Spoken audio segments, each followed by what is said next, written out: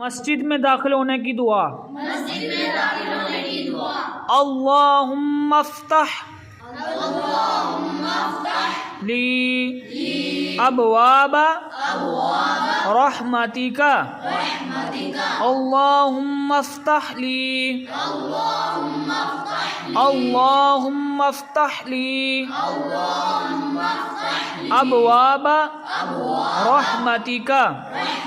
ترجمہ: اے اللہ میرے لیے اپنی رحمت کے دروازے کھول دے. مسجد سے نکلتے وقت کی دعا. مسجد سے نکلتے وقت کی اللہم انی اسألک من فضلک.